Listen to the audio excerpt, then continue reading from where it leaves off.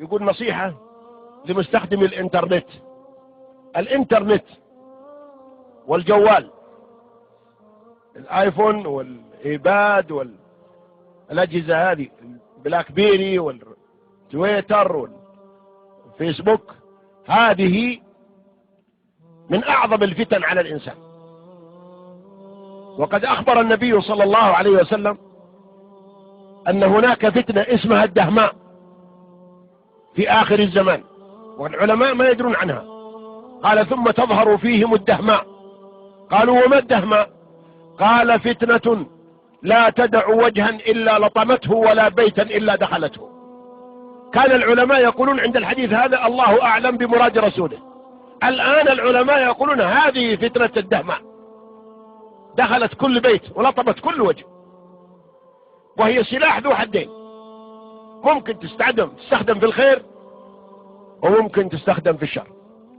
ولكن للأسف الشديد فإن جميع شعوب الأرض تستخدمها في الخير ونحن نستخدم أكثرها في الشر.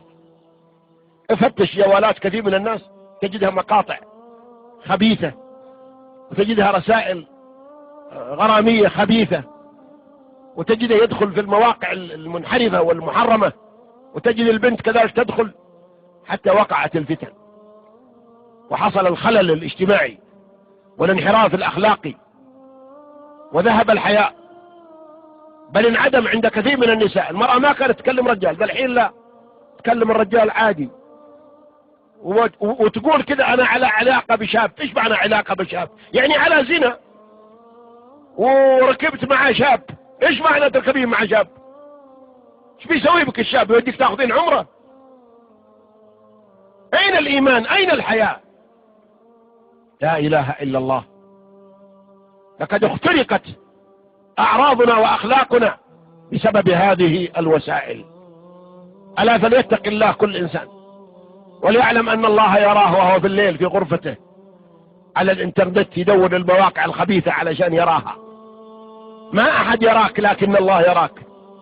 وإذا خلوت بريبة في ظلمة والنفس داعية إلى الطغيان فاستحي من نظر الإله وقل لها إن الذي خلق الظلام يراني.